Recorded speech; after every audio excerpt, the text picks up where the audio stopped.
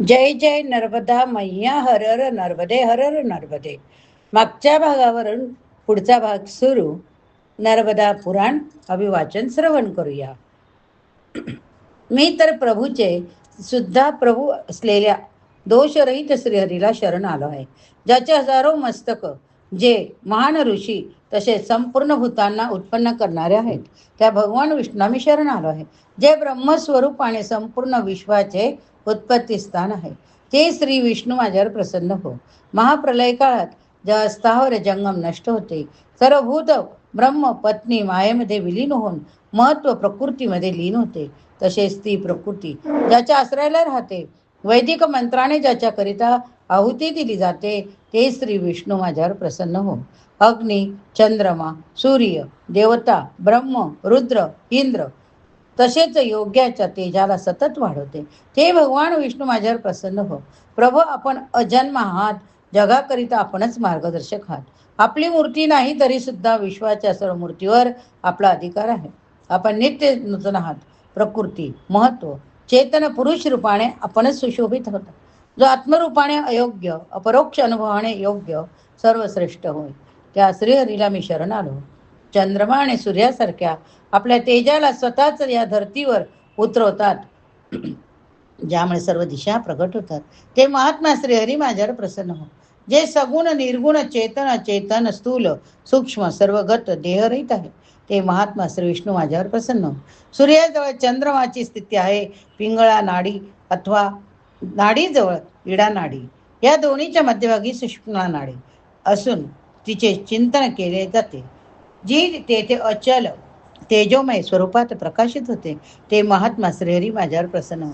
प्रभो, जे नाना तत्व आपल्या एक तत्वाचे दर्शन करतात, ते परमगतीला प्राप्त होतात.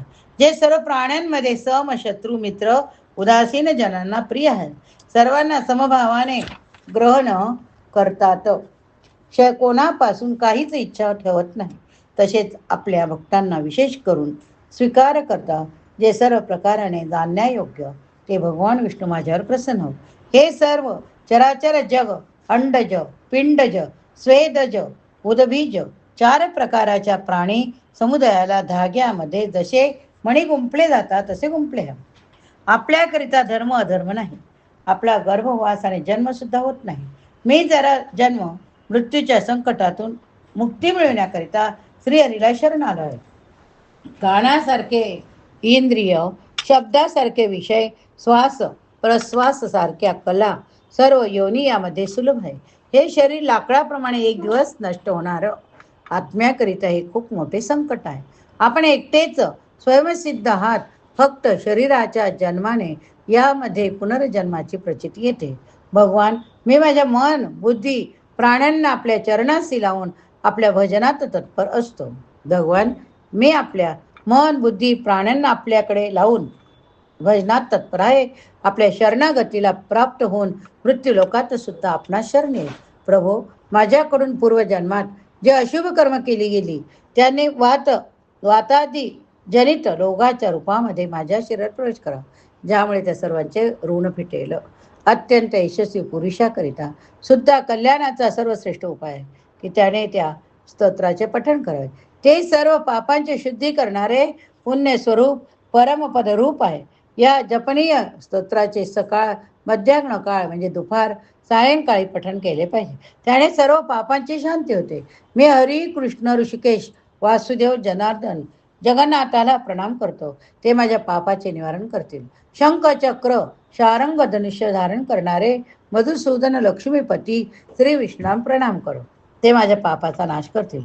जो जगाचे पालन करण्यास उत्सुक राहतो, यशोदा मातेने घरी रस्तीने बांधल्यामुळे दामोदर नाव धारण केले.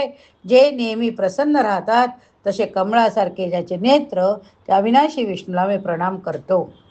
ते माझ्या पापाचा नाश करतील.